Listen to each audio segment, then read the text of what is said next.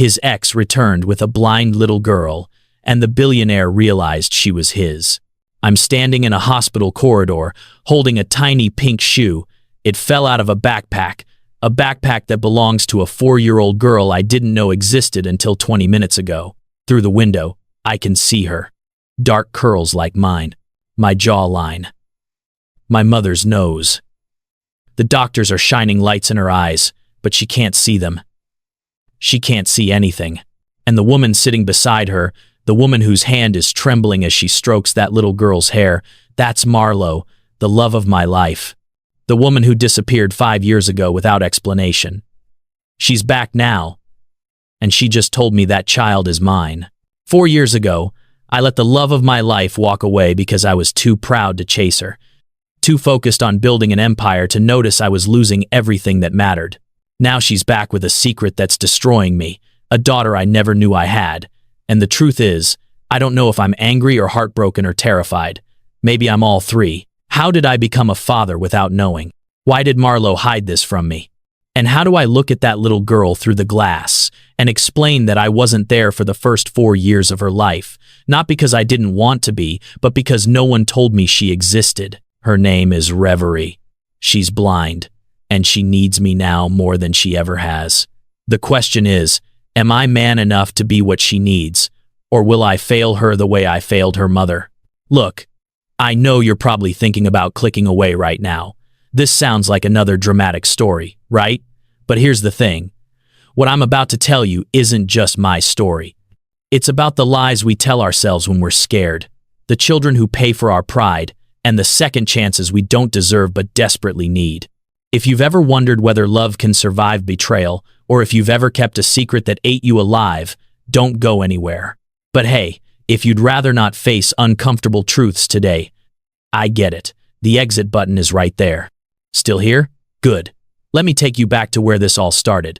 5 years ago, I was Dashiell Crane, 29 years old, CEO of Crane Technologies, $3 billion valuation, Forbes 30 under 30, the golden boy of Seattle's tech scene. I had everything except the one thing that made any of it worth having.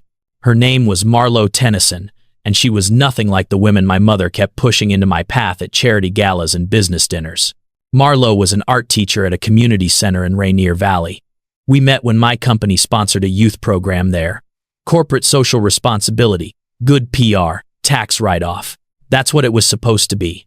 Then I saw her, paint-splattered jeans, hair in a messy bun, laughing with a group of kids as they created this massive mural of the Seattle skyline. She had this energy, this light that made everything else seem gray. I asked her to coffee. She said no, said she didn't date billionaires who probably thought charity work was a photo op. She wasn't wrong. I asked again the next week. She said no again.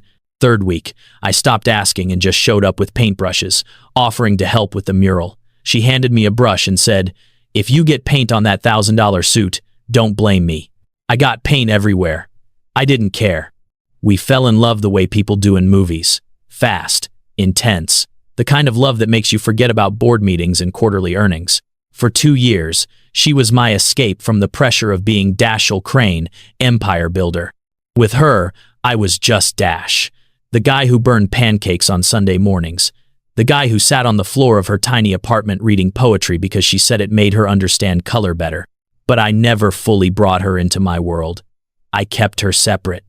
My penthouse versus her studio apartment, my galas versus her art shows. I told myself I was protecting her from the sharks in my circle, but the truth was darker than that. I was ashamed, not of her, of myself for caring what people thought. My mother, Cordelia Crane, made it clear from day one that Marlo was unsuitable. Too common, no pedigree, no connections, a distraction. I should have told my mother to go to hell. I should have put Marlo first. I didn't, and that's how we got to the night that destroyed everything. It was October 15th, 5 years ago. My mother's annual charity gala at the Fairmont. Black tie. $1,000 a plate. Seattle's elite writing checks to feel good about themselves. I brought Marlo. She wore a dress we bought together, nothing designer, just something simple and beautiful. She looked stunning, but I saw the way people looked at her, the whispers. The raised eyebrows when I introduced her as my girlfriend instead of some society name they recognized. I left her alone too long. That's the part that still guts me. I got pulled into conversations about mergers and acquisitions, and I left her standing by the champagne fountain like an afterthought. When I finally found her again, she was coming out of the bathroom. Her face was pale. Her hands were shaking. I asked what was wrong. She smiled, that terrible broken smile that doesn't reach the eyes. She said, "Nothing. I'm just tired. Can we go home? We fought in the car. I don't even remember what started it. Something small. Something stupid. But it escalated. I accused her of not even trying to fit into my world. She said, maybe your world doesn't want people like me. I said that wasn't true. She said, then why do you keep me separate from it? I didn't have an answer. We went to bed angry that night. I woke up to a note on the pillow. 8 words. I can't be what you need me to be. That's it. No explanation. No forwarding address. Her phone was disconnected. Her apartment was cleared out. She vanished like smoke, and I was left holding a note I must have read 10,000 times trying to decode what I'd done wrong. I threw myself into work, grew the company, acquired competitors, expanded into Asia and Europe. Built a fortune that would have made my mother proud if she were capable of pride. But every success felt hollow. Every penthouse felt empty. Every woman I tried to date felt wrong because she wasn't Marlo. 5 years. 5 years of silence. 5 years of wondering if she ever thought about me. If she regretted leaving. If she was happy somewhere with someone who deserved her more than I did. Then 3 days ago, my assistant Greta buzzed my office intercom. Mr. Crane, there's someone here to see you. She doesn't have an appointment, but she says it's urgent. A Miss Tennyson. I dropped my coffee.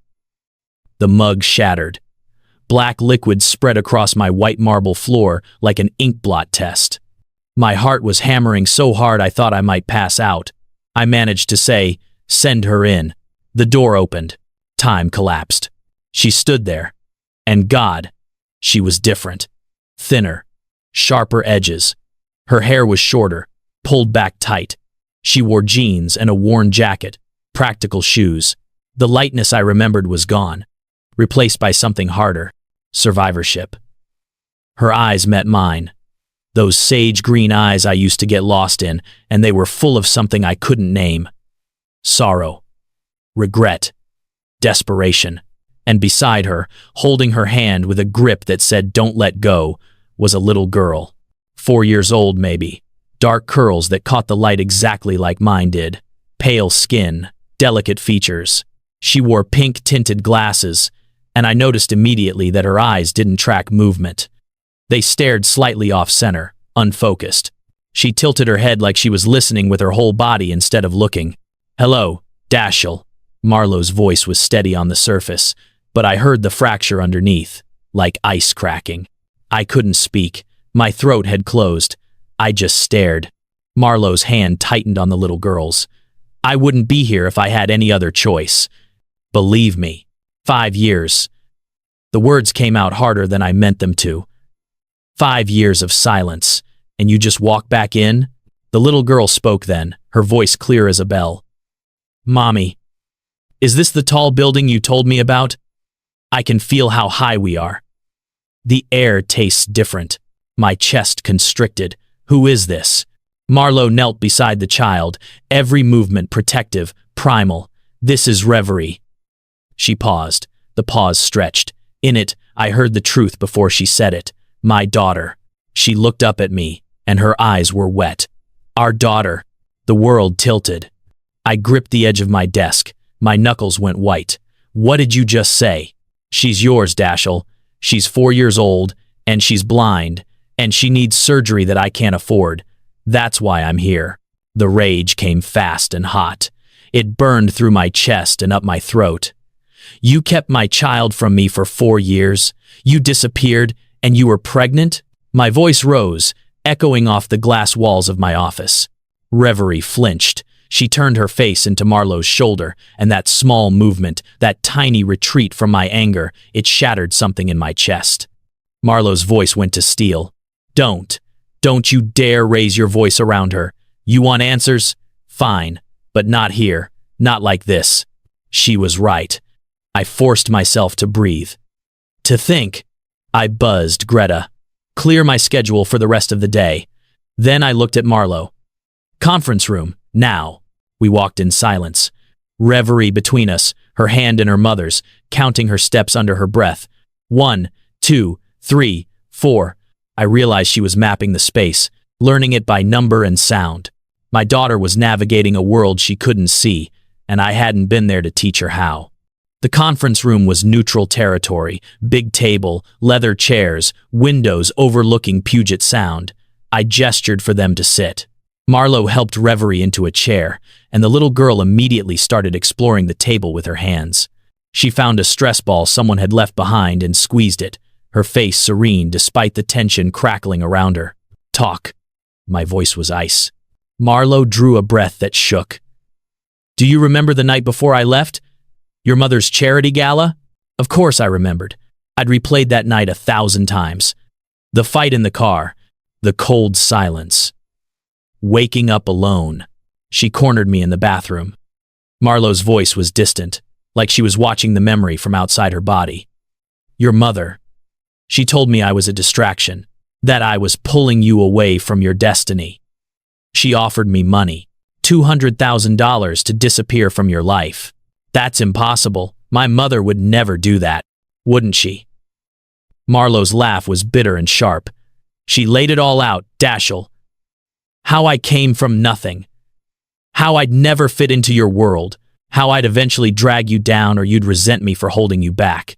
She had a check already written. All I had to do was sign an NDA and vanish. I felt sick.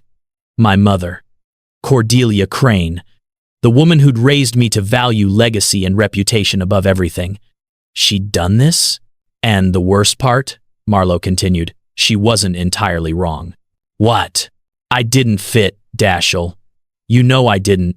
Every event we went to, I felt like a fraud. The looks people gave me, the way your colleagues talked down to me. I was the art teacher dating the billionaire.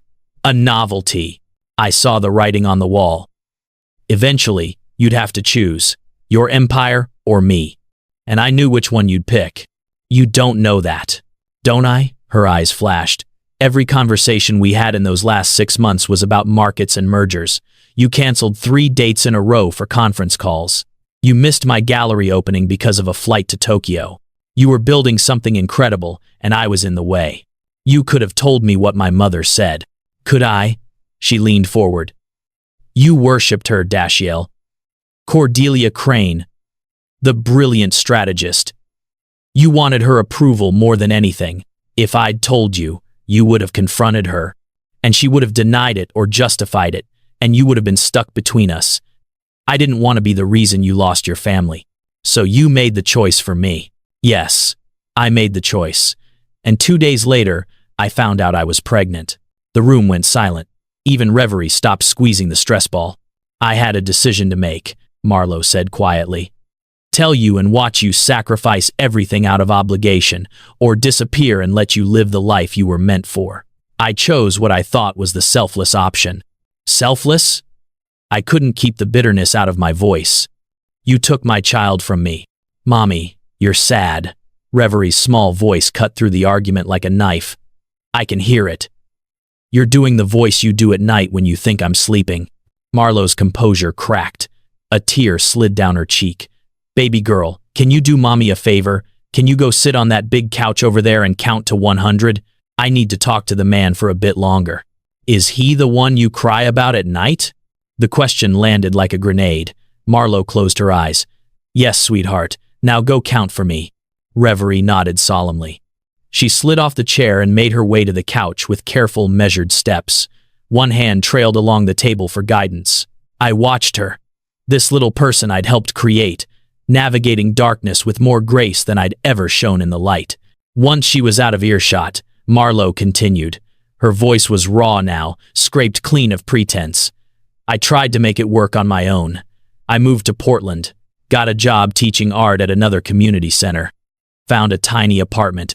When Reverie was born and I saw her eyes, your eyes, I almost called you 1,000 times. But then the doctors told me she had Leber congenital amaurosis. What is that? It's a genetic condition.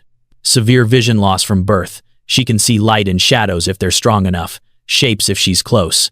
But that's it. The doctor said there was nothing to be done. No cure, no treatment. So I focused on giving her the best life I could. I taught her to navigate by sound and touch. I read her every book in the library. I made sure she knew she was complete exactly as she is. Then why come back now? Why after all this time? Because 6 months ago, everything changed. Marlowe's voice broke. A new treatment was developed. Gene therapy. It could potentially restore significant vision, but it costs $300,000 and insurance won't cover it because it's experimental. I've exhausted every grant, every fundraiser, every loan I could take. I've sold everything I own. Dashiell. My car, my furniture. I'm living in a friend's basement. I'm out of options, and the window for the treatment is closing. She needs it before she turns 5, or it won't work. The pieces fell into place with brutal clarity. So you need money. I need you to save our daughter's sight. Marlowe's voice shattered completely. I know I have no right to ask. I know what I did was unforgivable. I kept her from you. I robbed you of 4 years. If you hate me, fine. I deserve it. But she's innocent in all of this. She didn't choose any of this. If you can't forgive me, I understand. But please, please don't punish her for my choices. I stood, paced to the window. Below, Seattle sprawled in the autumn rain. The city I'd conquered, the empire I'd built. None of it mattered. Not the board meetings. Not the quarterly reports. Not the billion-dollar deals. I had a daughter who couldn't see, a daughter who counted her way across rooms, a daughter who comforted her mother with a wisdom that shouldn't exist in someone so small. The money isn't the issue. My voice came out flat. I'll pay for the treatment. I'll pay for whatever she needs. I heard Marlowe's sob of relief, but I wasn't done. But there are conditions. I turned to face her. First, I want a paternity test. Not because I doubt you. I can see myself in her face. But I need it legally documented. Second, I want full access to Reverie. I've missed 4 years. I won't miss another day. Third, and this is non-negotiable, you stay, both of you, here in Seattle where I can be part of her life, not across the state, not in some other city. Marlowe wiped her eyes. I'll agree to the test and access, but we can't live off your charity, Dashiell. I need to work. I need to provide for her myself. Then work. I'll have my assistant find you a position suitable to your skills, but you stay within reach. Those are my terms. Okay. Her voice was small, broken. Okay. I walked over to the couch where Reverie sat. She'd stopped counting at 73 and was now humming quietly to herself. I knelt in front of her, and she turned her head toward me. Hi, I said softly. Hi, are you done being angry? The question gutted me. Yes, sweetheart, I'm done. Good. Anger makes people's voices sharp. It hurts my ears. I'm sorry. She reached out with one small hand, and I took it. Her fingers were tiny, delicate, paint-stained. Do you want to be my daddy? More than anything in the world. Okay. She smiled then, and it was like watching the sun break through storm clouds. But you have to know, I'm really good at painting even though I can't see.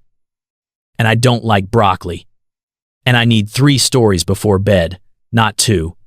Mommy tries to make it 2, but 3 is better.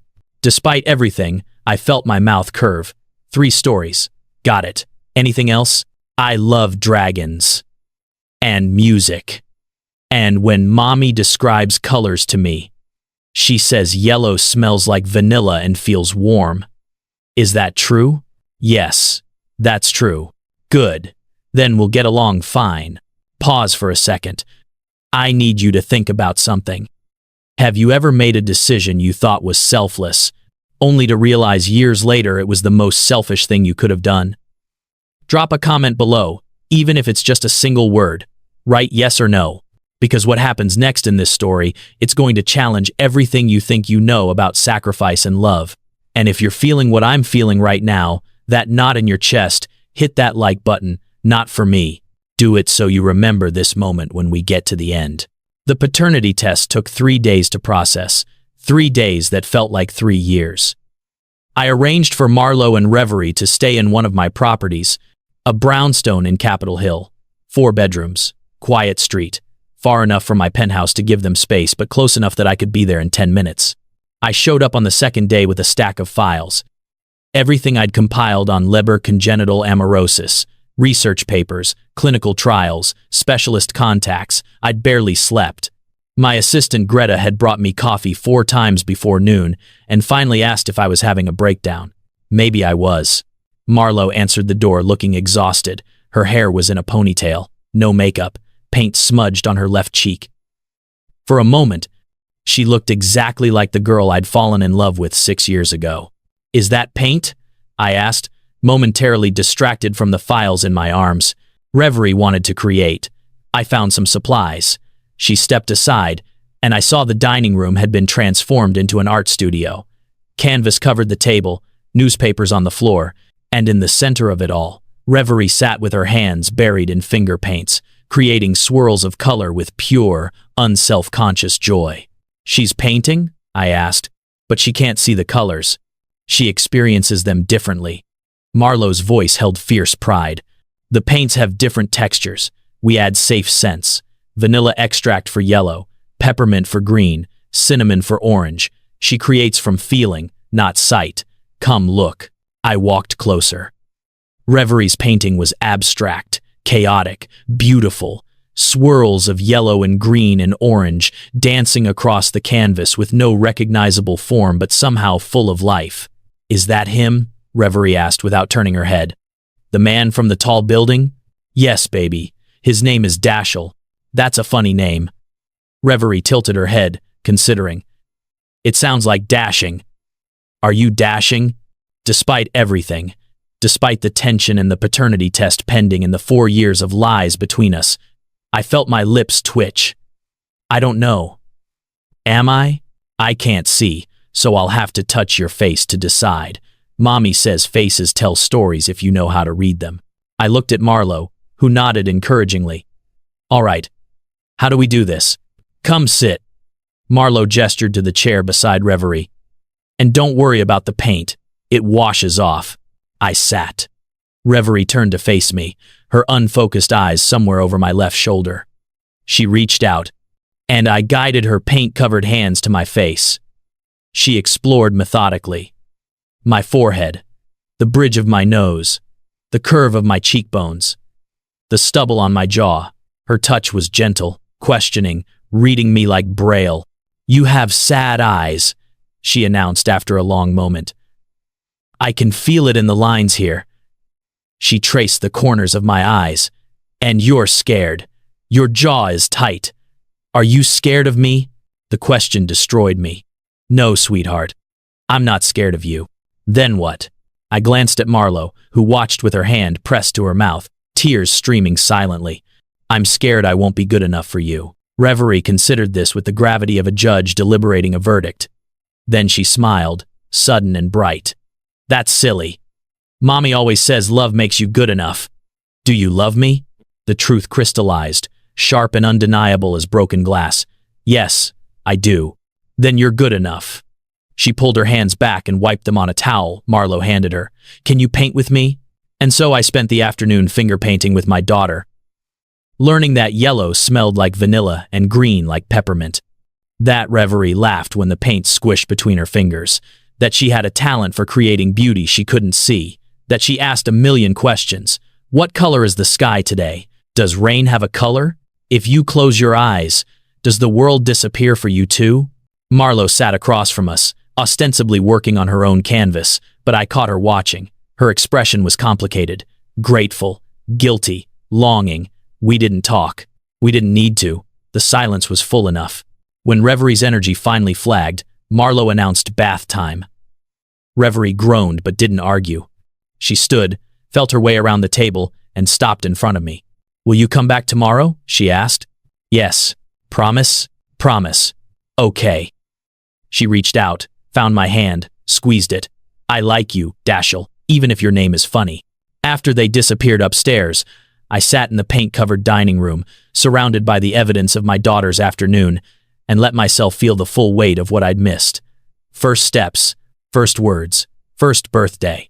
4 years of moments I could never get back. Marlo had stolen that from me. But she'd also given Reverie a childhood full of love and creativity and resilience. I didn't know if I could forgive her, but I knew I couldn't hate her either.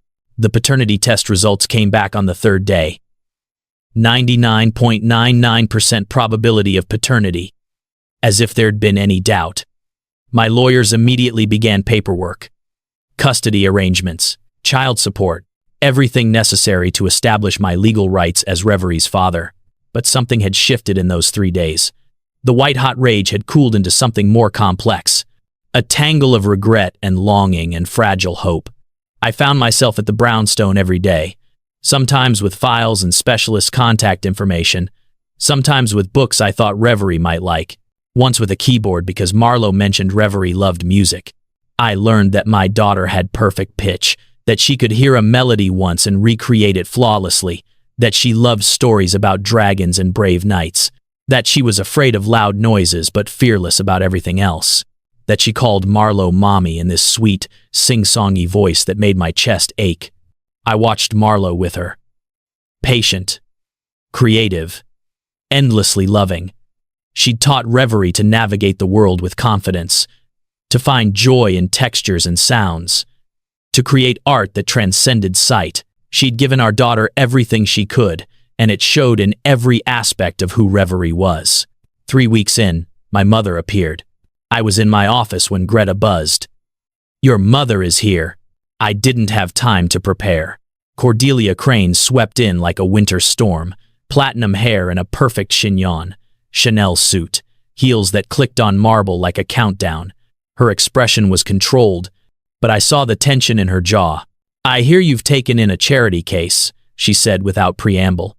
"Really, Dashiell, if you wanted to support the arts, there are better channels than housing your old flame. That old flame is the mother of my daughter." My voice could have frozen nitrogen. Cordelia's composure slipped. Just for a second. Her eyes widened, her mouth opened. "What?" "Marlo was pregnant when you paid her to leave. You have a granddaughter. She's 4 years old, and she's blind, and you're the reason I didn't know she existed. Dashiell, I did what was necessary for your future. You destroyed it." The roar came from somewhere deep, somewhere I didn't know existed. "You destroyed everything. I've spent 5 years hollow, and you knew why. You knew she didn't leave for money. You manipulated her into believing she wasn't enough. And now my daughter has lived 4 years without a father because of your pride. I was protecting you from making a mistake." "A mistake? My daughter is a mistake?" Cordelia flinched. "That's not what I meant." "Then what did you mean?" I stepped closer. "She's brilliant. She's kind. She's brave in ways I'll never be. She paints masterpieces she can't see. She navigates a world of darkness with more grace than you've ever shown in the light. And I missed 4 years of her life because you couldn't stand the thought of me being with someone who wasn't from your approved list of society parasites." For the first time in my life, I saw my mother cry. Not much. Just a single tear tracking down her powdered cheek. But it was there. "I thought I was protecting you," she whispered. "From what? From love? From happiness?" I shook my head. Get out. Get out. And don't come back until you're ready to apologize to Marlo and meet your granddaughter with the respect they both deserve." She left without another word. After the door closed, I sat in the wreckage of my anger and realized something. I'd been living my mother's vision of success instead of my own. The empire I'd built was impressive but empty. I'd sacrificed the only thing that truly mattered, and I'd almost lost it forever. Not again. Never again. That night, I couldn't sleep. I stood in my penthouse, staring at the Seattle skyline, and all I could think about was Reverie's question. "Are you scared of me?" "No, sweetheart. I wasn't scared of her. I was terrified of failing her. Of being the father who showed up 4 years late and never quite caught up. Of looking into those unfocused eyes and seeing disappointment." My phone rang at 2 in the morning. Marlowe's name on the screen. My heart stopped. Hello? Her voice was shaking. I'm sorry to call so late. Reverie had a nightmare. She's asking for you. I'm on my way. I broke every speed limit getting to Capitol Hill. Marlowe opened the door before I could knock. She looked exhausted, worn thin. Upstairs, I could hear Reverie crying. Not the wild sobbing of a tantrum. The quiet, hiccuping cries of real fear. What happened? I asked, already moving toward the stairs. She dreamed she was lost in the dark and couldn't find me. It happens sometimes. Usually I can calm her down, but tonight she kept saying she needed her daddy. Marlowe's voice cracked. I didn't know if she meant you or some imaginary father she'd invented, but I thought I should try. I took the stairs 2 at a time. Reverie's room was painted soft lavender. Glow-in-the-dark stars on the ceiling. Useless for her, but there anyway. She sat in the middle of her bed, clutching a stuffed dragon, tears streaming down her face. Reverie, I said softly from the doorway. Her head whipped toward my voice. Dashiell? I'm here, sweetheart. She reached out blindly, and I crossed the room, sat on the edge of her bed. She launched herself at me, small arms wrapping around my neck with desperate strength. I held her, this tiny person I barely knew but would die for, and felt her tears soak into my shirt. I couldn't find Mommy, she whispered against my shoulder. I was walking, and everything was dark, and I couldn't hear her voice anywhere. That sounds really scary. It was. Her grip tightened. Are you real? Or am I still dreaming? I'm real. See? I took her hand and placed it against my chest. Feel my heartbeat? That's real. She pressed her palm flat, concentrating. It's fast, like mine. That's because I was scared too. When your mom called and said you needed me, I was scared I wouldn't get here fast enough. But you did. But I did. I stroked her hair, dark curls so much like mine. And I'm not going anywhere.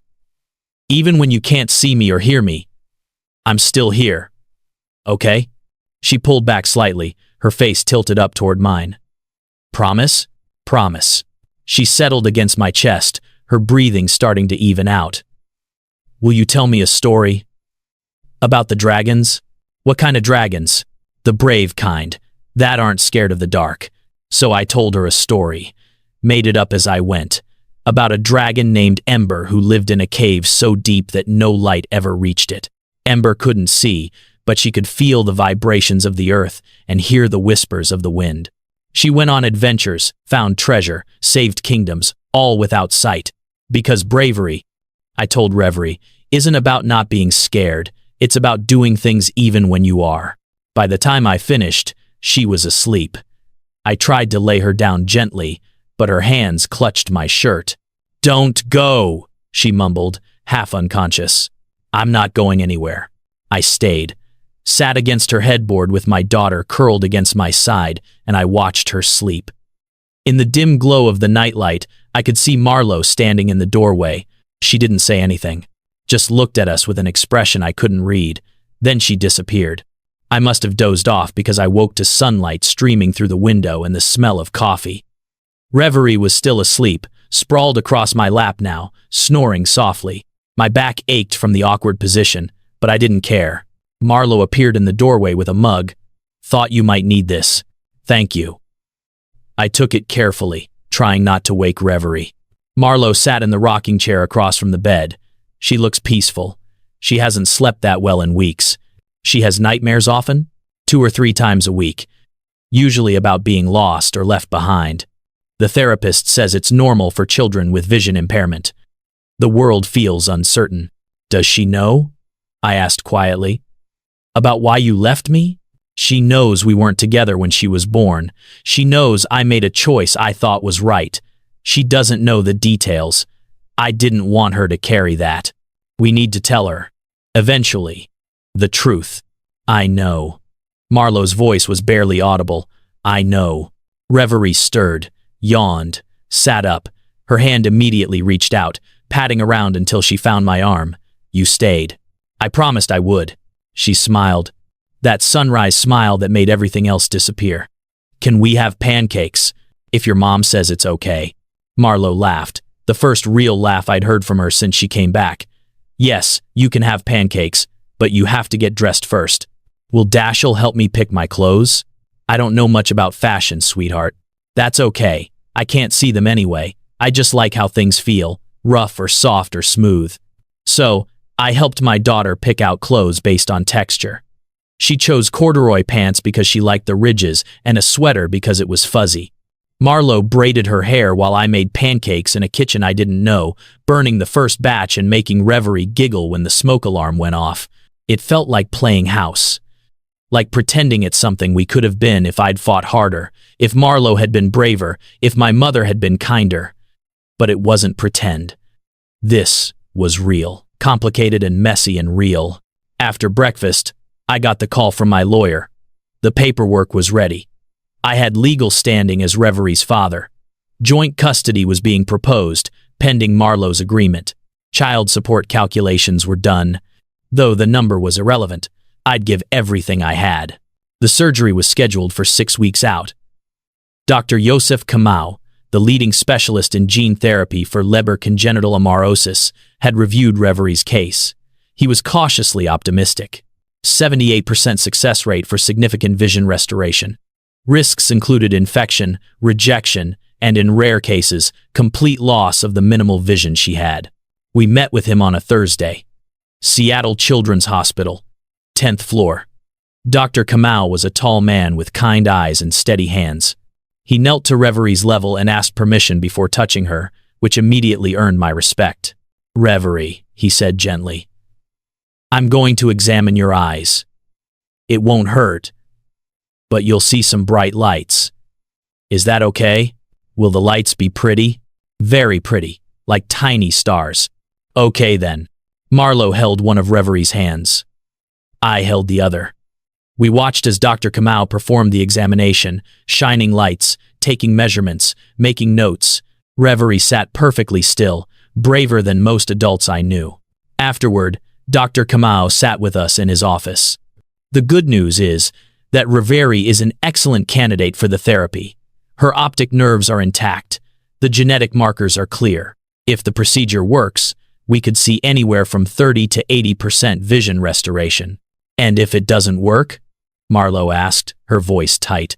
In the unlikely event of complete failure, she would remain at her current baseline. The risk of making things worse is less than 3%. "I want to do it," Reverie announced. "If there's tiny stars, I want to see them." Dr. Kamau smiled. "Then we'll do everything we can to make that happen." The weeks leading up to surgery were a blur. I rearranged my entire life, delegated responsibilities at work, promoted my VP to acting CEO, told the board I was taking a leave of absence. They were shocked. Dashiell Crane didn't take time off. Dashiell Crane lived at the office. Not anymore.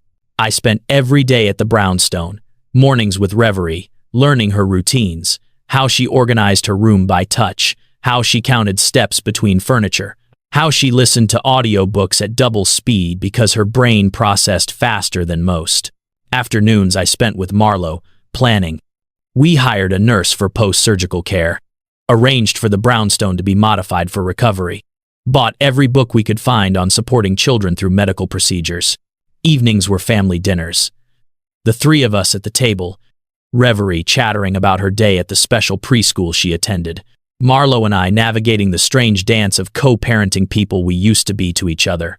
One night, Reverie asked the question I'd been dreading. "Dashiell, why weren't you there when I was born?" The table went silent. Marlo's fork clattered against her plate. I looked at her, and she looked at me, and I saw the fear in her eyes. But I'd promised myself no more lies. "That's a complicated question, sweetheart. The simple answer is that I didn't know you existed. Your mom and I had some grown-up problems, and she made a choice not to tell me about you. Why? Because she thought it would be better for everyone.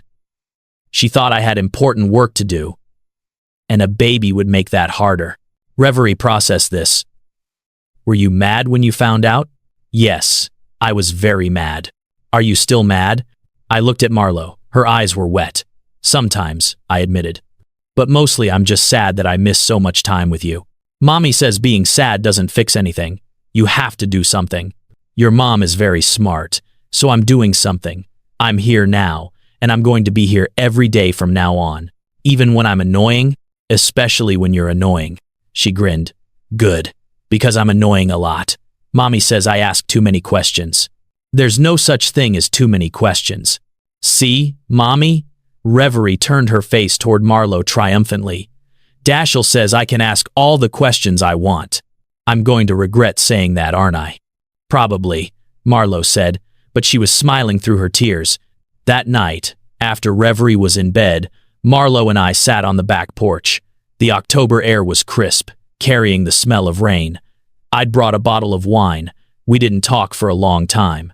Just sat in the silence that used to be comfortable and now felt loaded with everything unsaid. "I'm sorry," Marlo said finally. "I know I've said it before, but I need you to really hear it. I'm sorry I took her from you. I'm sorry I made that choice alone. I'm sorry for every moment you missed. If I could go back and do it differently, I would." "Would you?" I asked. "Really? Because I've been thinking about it, and I'm not sure I would have been ready. 4 years ago, I was obsessed with the company, with proving myself. If you'd told me you were pregnant, I would have done the right thing, married you, supported you, but I would have resented it. At least part of me would have. You don't know that." "I think I do." I turned to look at her. "I'm not excusing what you did. You should have told me.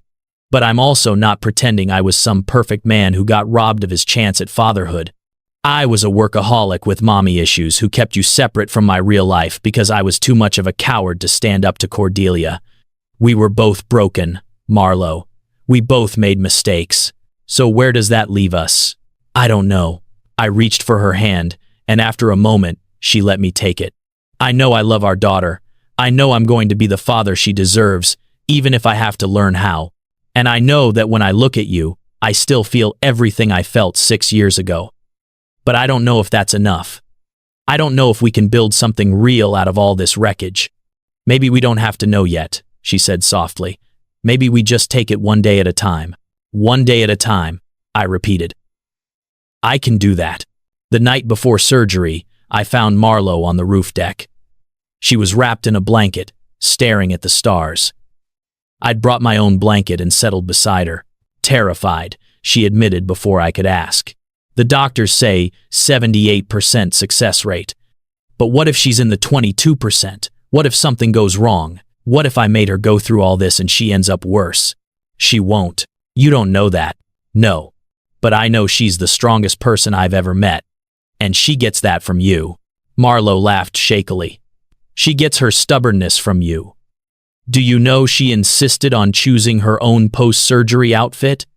She can't see it, but she wanted something that feels like sunshine. We spent an hour in a store while she touched every fabric they had. What did she choose? Yellow dress. Cotton. With buttons, she can practice fastening herself. She said if she's going to be able to see, she wants to see herself being independent. Of course she did. We sat in silence until Marlo spoke again. "I'm scared of something else too." "What?" "That she'll be able to see, and she'll be disappointed. By me, by the world, by reality not living up to the version she's built in her imagination. That won't happen." "How do you know?" "Because she already sees clearly. She sees kindness and color and beauty. Actual vision will just give her more ways to experience what she already knows is there." Marlo turned to me, and in the starlight, she looked young and scared and exactly like the girl I'd fallen in love with. "Dashiell, I need to tell you something." "Okay, I never stopped loving you. Not for a single day in 5 years. Every choice I made, no matter how wrong, came from loving you too much to let you sacrifice your dreams. And I know that doesn't make it right, and I know you might never forgive me, but I need you to know, I love you. I loved you then. I loved you through every empty year between, and I love you now." My heart hammered against my ribs. I cupped her face, my thumb brushing away tears I hadn't seen fall. "I'm not done being angry. I'm not done processing what you took from me, but I'm also not done loving you. I don't think I ever could be." I kissed her then, tasted salt and hope and 5 years of longing, felt the pieces of my broken world start to reform into something new, Something that might actually be better than what we'd had before because it was built on truth instead of illusion. When we pulled apart, Marlo was crying in earnest. What do we do now? Now we go downstairs and get some sleep. Tomorrow we take our daughter to surgery. And whatever happens, we face it together. If you'll have me, her sob was half laugh, half cry. You infuriating, wonderful man. Yes, of course, yes. The surgery was scheduled for 7 in the morning. We were at the hospital by 5:30. Reverie was surprisingly calm, chattering with the nurses, charming everyone she met. When they brought the gurney to take her to pre-op, she reached for both of us. Mommy, Dashiell, don't look so scared. I'm going to be fine. How do you know? I asked around the lump in my throat. Because I have both of you now. That makes me invincible. They wheeled her away, and she was singing. Actually singing. Some song about rainbows she'd learned in preschool. Marlo collapsed against me, and I held her as we watched our daughter disappear through the surgical doors. The waiting room became our prison for the next 6 hours. We paced, we sat, we held hands until our fingers went numb. We drank terrible coffee. We made promises to a God neither of us was sure we believed in. Other families came and went, their surgeries shorter, their outcomes known. We stayed, trapped in limbo, imagining every possible scenario. What if the anesthesia caused complications? What if her tiny body rejected the therapy? What if we lost the little vision she had? At hour 4, I broke. I need air. Marlo followed me to the roof access. We stood in the cold November wind, and I let myself feel everything I'd been holding back. The fear, the rage, the desperate, aching love for a child I'd known for 6 weeks but would die for without hesitation. I should have been there, I said. From the beginning. First doctor's appointment. First ultrasound. First kick. I should have been there. I know. I should have fought for you. When you left, I should have torn the city apart looking for you. I should have demanded answers. I should have refused to let you go. I know. I'm going to spend the rest of my life making up for the time I lost. With her. With you. Marlo took my hand. Then we'd better make sure she comes through this so you have the chance. We went back downstairs. At hour 5, my mother appeared. I'd called her the night before, told her about the surgery, told her she could come if she wanted to meet her granddaughter. I hadn't expected her to show. Cordelia Crane looked smaller somehow, older. She carried a stuffed animal, a dragon with iridescent wings. I didn't know if this was appropriate, she said stiffly. But the woman at the store said children find comfort in tactile toys. It's perfect, Marlo said quietly. Thank you. My mother sat with us. We didn't talk much, but she was there. It was a start. At hour 6, Dr. Kamau emerged. He was smiling, exhausted but smiling. The procedure was successful. We won't know the extent of vision restoration for several weeks as her eyes heal, but all indicators are positive. She did beautifully. I don't remember much of what happened next. I know, Marlo cried. I know I held her. I know my mother excused herself, and when she came back, her eyes were red. I know we thanked Dr. Kamau about 100 times. They let us see Reverie in recovery. She was groggy, her eyes bandaged, but she was smiling. Mommy? Dashiell? I was so brave. The doctor said I was the bravest patient he ever had. You were, sweetheart, I said, kissing her forehead. You absolutely were. Did it work? Can I see now? Not yet, Marlo explained. Your eyes need time to heal. We have to wait a few weeks. That's okay. I'm good at waiting. Reverie yawned. Will you both be here when I wake up? We're not going anywhere, I promised. Good.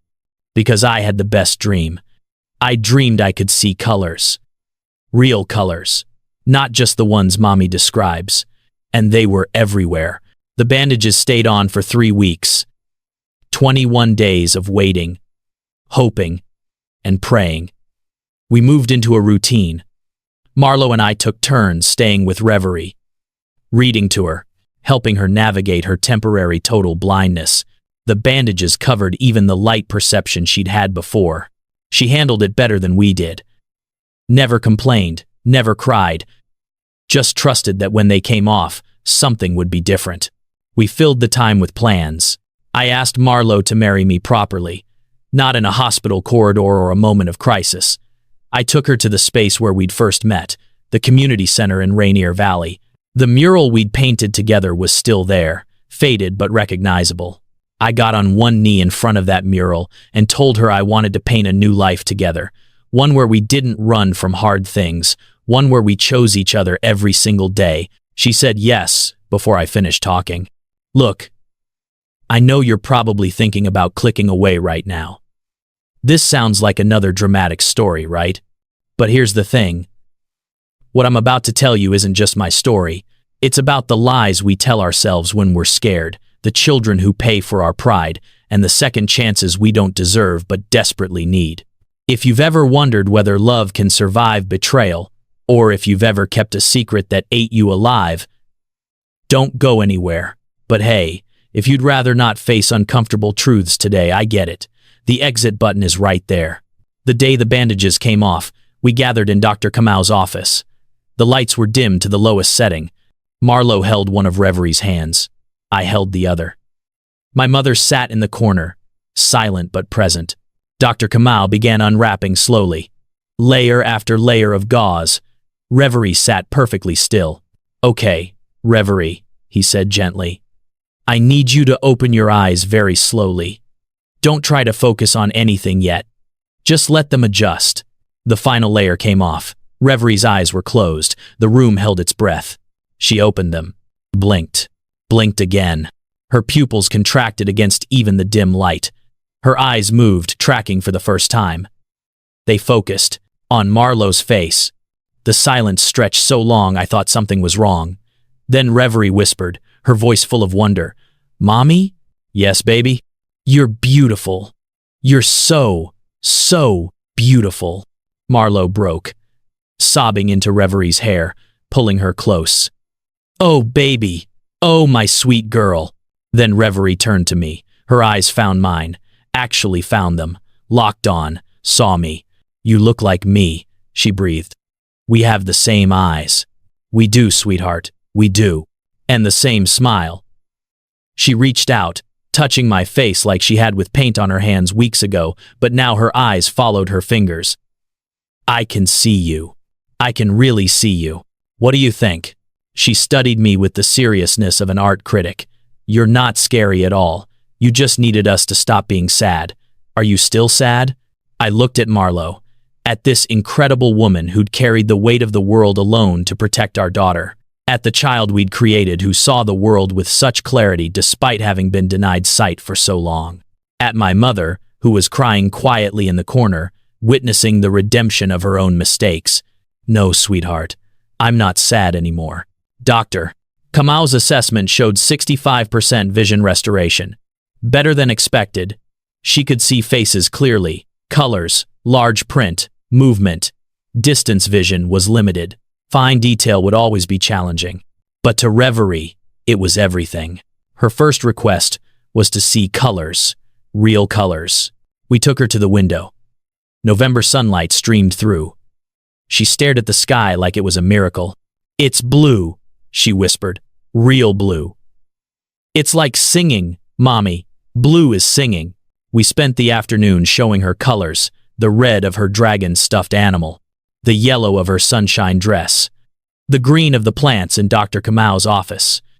She touched everything, matching the textures she knew with the visual reality. When we took her outside, she cried, happy tears. She saw trees, cars, people. The world she'd only known through sound and touch suddenly visible and magnificent. Can we go to the place with the flowers? She asked. The market where they smell like colors? Pike Place Market, where I'd taken her before surgery, letting her touch fish and smell flowers. Now she'd see them. We went. The three of us, plus Cordelia, who'd asked tentatively if she could come. Reverie held both our hands, her head swiveling constantly, taking everything in. When we got to the flower stalls, she gasped. They're even prettier than I imagined, she breathed. How can something smell beautiful and look beautiful at the same time?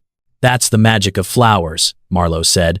Reverie chose a bouquet, insisted on picking each flower herself based on color and texture combined. The vendor, a woman named Rosa who'd known Marlo for years, cried when Marlo explained what had happened. "This one's on the house," Rosa said, "for the bravest little girl I've ever met." We took the flowers home. Reverie arranged them in a vase, studying them from every angle. Then she painted them, her first painting with sight. It was different from her earlier work, more detailed, but it had the same emotional depth, the same essential reverie-ness. That night, we had a family dinner, all of us at the table. Marlo and I had decided to get married quickly. Small ceremony, immediate family only. The hospital chapel where we'd waited during surgery. It felt right. Reverie was going to be the flower girl. She'd insisted. And she wanted to see the petals as she scattered them. I'm going to be honest with you. I almost didn't share this story. Because it makes me look weak. It makes me look like a fool who let the best thing in his life slip away because I was too proud to fight for it. But you know what? Maybe you need to hear this. Maybe someone watching right now is about to make the same mistake I did. Maybe you're choosing your ego over your heart. So here's what I want you to do, and you don't have to. This is totally optional, but subscribe to this channel.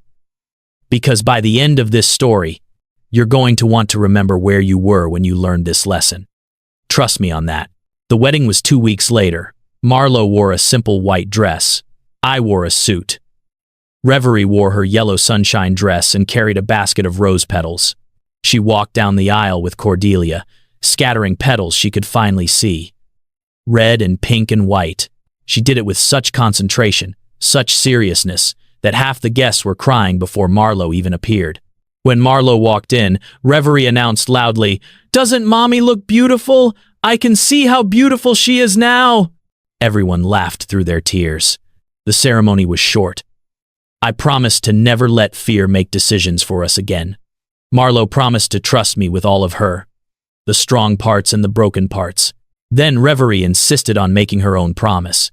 "I promise to love you both forever and ever, and to only be annoying sometimes, and to paint you pictures of all the things I can see now, and to remember that I was brave even when I couldn't see, so I can be brave now too." The officiant declared us a family, like it was official paperwork instead of something that had been growing between us for weeks. But it felt real anyway. We moved into the penthouse together, turned one bedroom into Reverie's art studio, decorated her room in every color she could name. She wanted rainbows everywhere, on her walls, her bedding, her curtains. The world had been black for 4 years. Now she wanted every shade of light.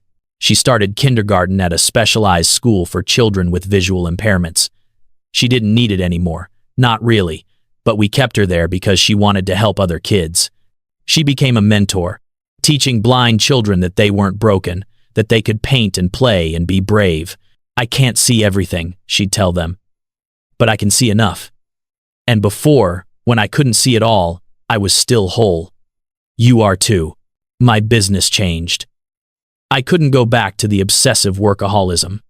I left the office at 5 every day without exception, promoted people I trusted, shifted my focus to building the Reverie Foundation, funding vision treatments for children whose families couldn't afford them.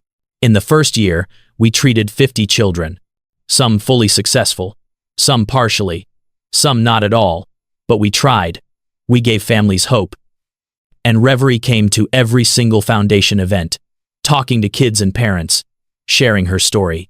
Marlo opened her own gallery, specialized in art by disabled artists, created therapeutic programs teaching art as a language beyond sight. The Brownstone became an art therapy center. Over 1,000 children went through it in the first 2 years. Our family grew. Reverie got a little brother, Stellan. When she was 7, she was obsessed with him, described everything to him, even though he could see perfectly. She wanted him to understand that there were multiple ways to experience the world. Life became beautifully, chaotically normal. Game nights, camping trips, messy kitchens, arguments over homework and bedtime, the ordinary magic of being a family.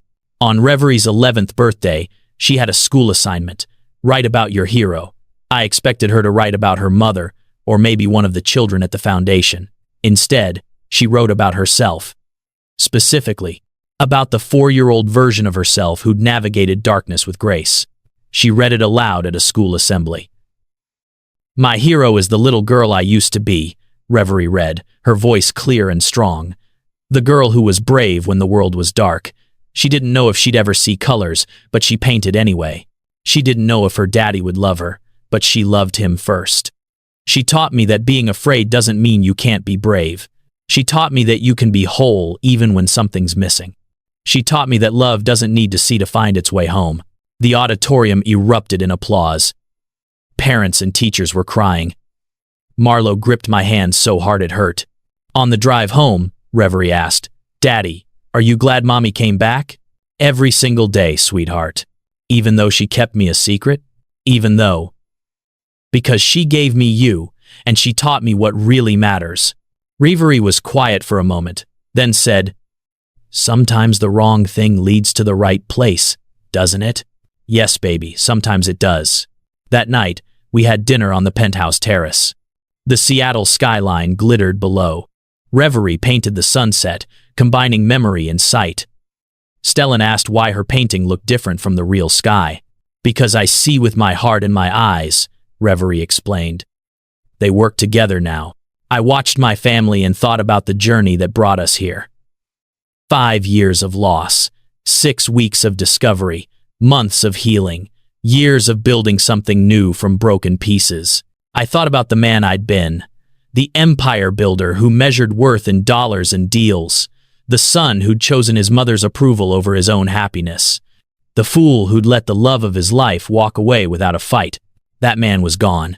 In his place was someone better. A father who left work for school plays, a husband who painted murals with his wife, a man who understood that success wasn't a $1 billion valuation. It was a daughter covered in paint, teaching blind children that darkness isn't permanent.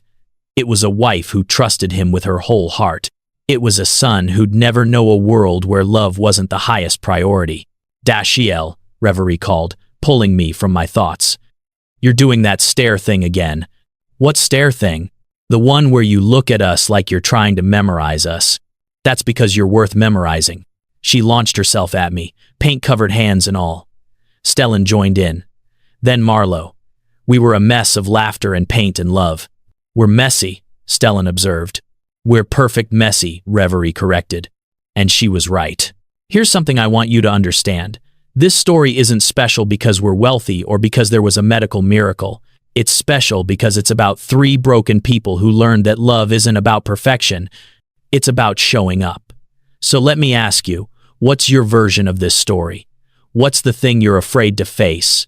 Drop it in the comments, even anonymously, even vaguely, because someone else reading might be facing the same thing, and your words might save them. And if this story made you feel literally anything, hit that subscribe button. We're building a community here of people who believe in second chances. So that's the story of how I became a father twice, once by blood, once by choice, how a woman I thought I'd lost gave me everything I'd been missing, how a little girl who couldn't see showed me what blindness really looks like. I was blind to what mattered. Blind to the damage my pride could do. Blind to the fact that empire means nothing without family. I built skyscrapers to prove I was worthy of love. But love doesn't need proof, it needs presence. Marlo ran because she was afraid I'd choose duty over love. I let her run because I was afraid she'd choose freedom over me. Fear makes us all liars. I missed the first 4 years of my daughter's life. I can't get those back. But I can make sure I don't miss another moment being half present. Forgiveness isn't saying it's okay. It's saying it happened, it hurt, and I'm choosing us anyway. Not everyone gets second chances. If you do, don't waste it trying to make the past make sense. Use it to build a future that does. I thought success was a $1 billion valuation. Turns out it's a 6-year-old girl covered in paint, teaching blind children that darkness isn't permanent. This isn't just my story. It's everyone's story who's ever let fear drive, who's ever chosen pride over love, who's ever gotten a second chance they didn't deserve but grabbed onto anyway. If you're waiting for the perfect moment to fix what's broken, stop waiting. The perfect moment is now. The perfect words don't exist. Just show up, keep showing up. That's all love really is. All right, we're at the end. You made it through this whole story, and I want to know, what are you going to do with what you just heard? Because here's the thing. Most people will watch this, feel something for about 5 minutes, then scroll to the next video and forget this ever happened. The algorithm will bury it. Life will move on, and nothing changes. But maybe you're different. Maybe you're the person who's going to take this story and actually let it mean something. So here's what I'm not going to do. I'm not going to beg you to subscribe. You're an adult. You know how YouTube works. I'm not going to plead with you to like this video. If it resonated, you already know what to do. I'm not going to guilt you into sharing it. If you think someone needs to hear it, you'll share it.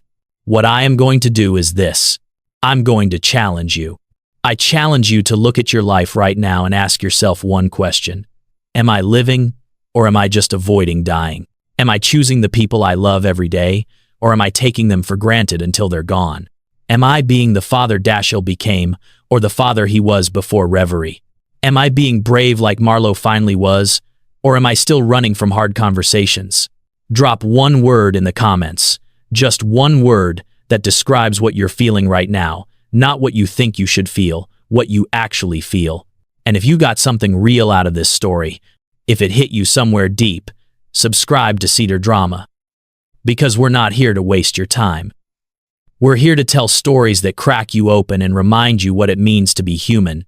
The choice is yours. Make it count.